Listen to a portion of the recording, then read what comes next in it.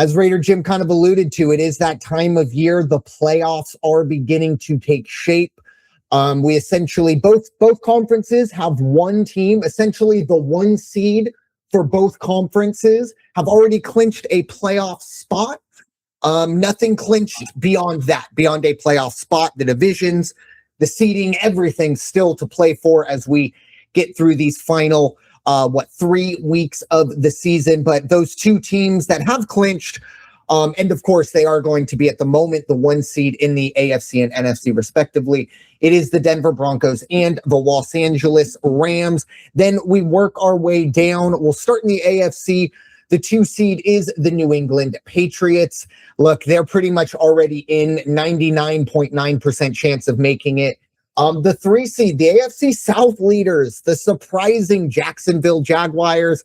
And look, someone's got to win the AFC North. It looks like it's going to be the Pittsburgh Steelers.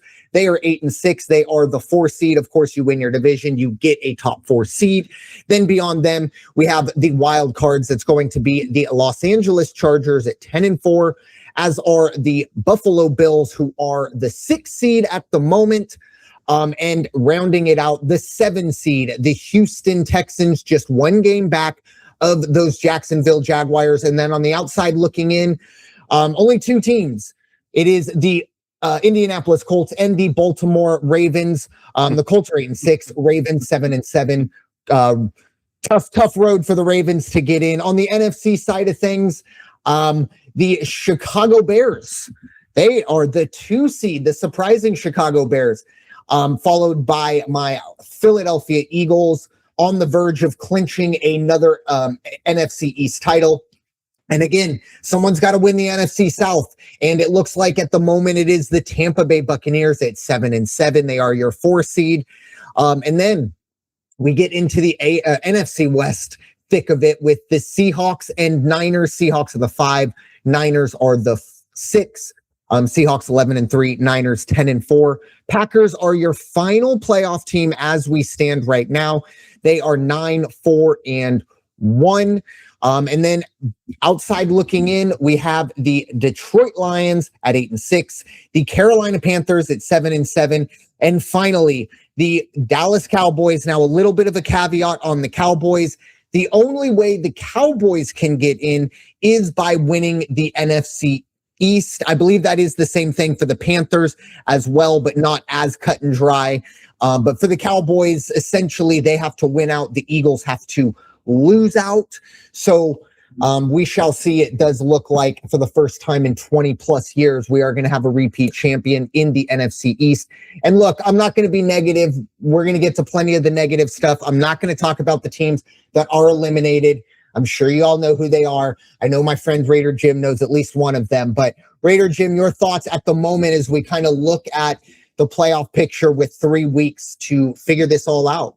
Yeah, not a bad playoff picture. If you from where I'm looking, I really enjoy some of these teams that are in here. Steelers at 8-6 is still kind of like, you almost wish that there was some kind of a caveat where you say, no, you just don't deserve to be there, so you can't be in the playoffs.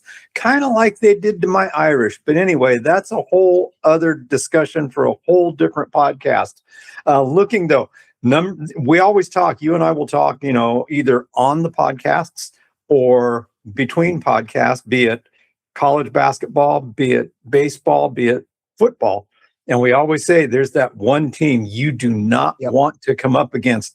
And right now, they may be the number 6 seed, but the Buffalo Bills, holy cow, they are starting to fire on all cylinders.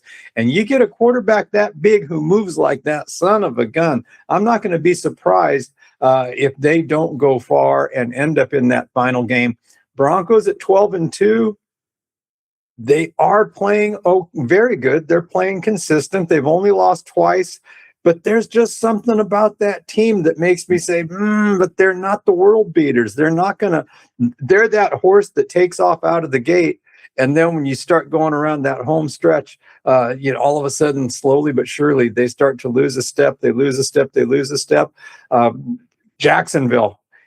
Lawrence has another week like he did last week, and watch out. Because if that kid gets it together, it is March Madness. Think about it. It comes down to, after playing 31, 32 games, how good are your last 6 games? And if they're good, you can take out anybody.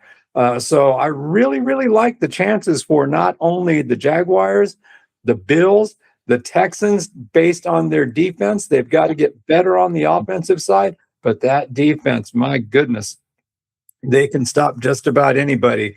On the other side, the NFC, what do you say about the Rams? They're just taking it to everybody. And the Bears, I do like what the Bears did last week. I guess a couple of the defensive guys made statements after the game regarding Mr. Sanders at the quarterback and said, just kind of had to remind him he's a rookie.